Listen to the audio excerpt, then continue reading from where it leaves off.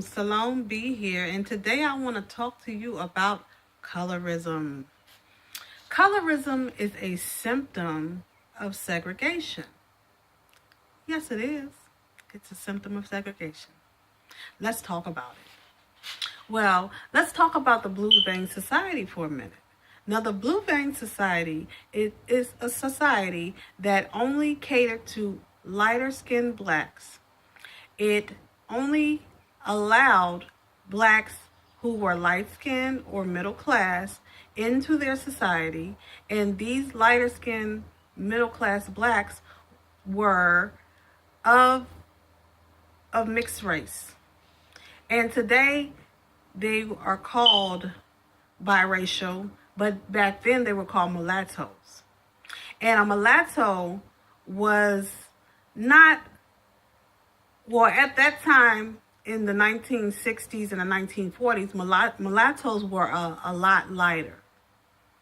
But in the 1800s, 1700s, a mulatto could be considered as myself, because all of African people were really dark. They were not of my complexion. They were really dark, like the color of my hair, maybe a little bit darker.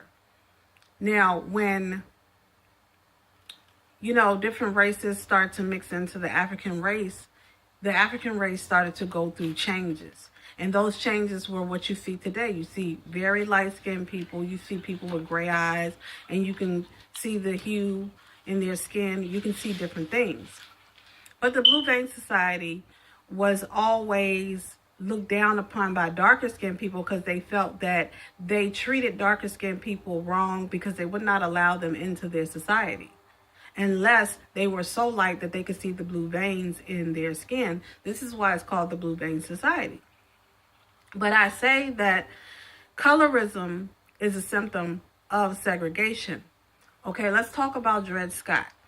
Now, Dred Scott versus Sanford was a very phenomenal case, and most of the legal scholars say that it was an immoral act put upon the United States justice, the law. It was very immoral. It was one of the most immoral laws that were made. Okay, so the Dred Scott case was based on Dred Scott, who lived in Southampton, Virginia, which is maybe 45 minutes from here. He was stolen off a plantation and taken into the Missouri territory. So Dred Scott found out that there were blacks that were free in the Missouri territory, and he wanted to be free too. So he went into the Missouri Circuit Court and he sued his master, and he said that he wanted his freedom. Well, the case went all the way up to the United States Supreme Court, and they ruled that the judges that set the United States Supreme Court were all Democratic placed judges. This is your democratic system. They stated in the ruling that descendants of African Americans had no rights that were to be recognized by any white and only used to his benefit. Now, this is where the Missouri Compromise was overturned. The land that was given up to or taken from the free blacks that were here, it was given over to the white English settlers that were coming in here from England. It was given to them. And when the settlers got here, they had to deal with whether they wanted to participate in slavery or avoid it. So slavery was actually shoved down a lot of the white Caucasian English people's throats. If you go into Google and you Google, I think it's the Head Right Act, where it's giving free land, or the Dred Scott case, you will see that there was so much confusion and war in the United States at that time because there were immigrants, Caucasian immigrants coming here, and they were so disgusted because they just got here and they had to deal with enslaving black people or becoming a slave state, and they had to hold slaves. So there was a picture at the top of it stating that slavery was shoved down some people's throat when they got here. But that's another thing.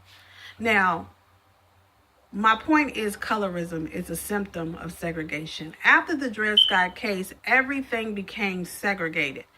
Woodrow Wilson at the time became president, and he segregated all parts of the federal government, and any black federal government employee was segregated from the whites. So then you had the whites only water fountain, the whites only this, that, and the third. This stuff was kind of like, forced.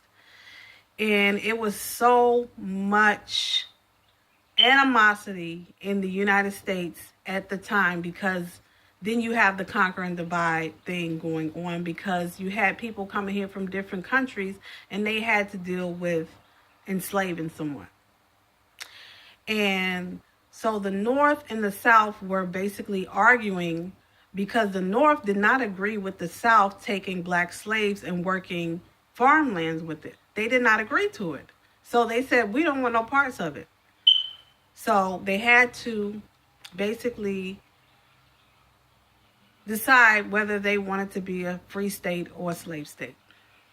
And then you have the Bible Belt, which was created from all the way from Virginia all the way down to Mississippi. So colorism is a symptom of segregation. So if you are running around and you are comparing your straight hair, your light skin, your blue eyes, or your brown eyes, or your gray eyes to someone who's dark skinned, and you're saying and thinking that you're better, just understand you're suffering from colorism, which is a symptom of segregation. It has really nothing to do with beauty, because beauty is only skin deep, honey. It's very skin deep. If you are on the surface, you're going to be a surface dweller, one who only gets what's on the surface. You don't do any digging deeper to anything. And if that's what you judge by just your eyes, you are going to be fooled. So my job here today is to tell you that colorism is a symptom of segregation. And the free blacks here that were on this land at the time during the Dred Scott case, they were relegated to slavery. The railroad system started here in Richmond, Virginia, and it power rocketed the United States into this big old wealth melting pot. And you're suffering from colorism, the symptoms of segregation. And you need to step out of that, because it is just a symptom. There is a cure, and that cure is knowing yourself. Knowing that you come from an African race that comes from the Creator. We are all Africans, whether light, dark, milky, charcoal, whatever you want to call it, because those terms come from the subject of colorism. It has really nothing to do with who you are. It is derogatory descriptions that are used to classify you with, and it is not you. So step out of the name and go and find the Creator and find out who you really are. Salome B here. Have a nice day.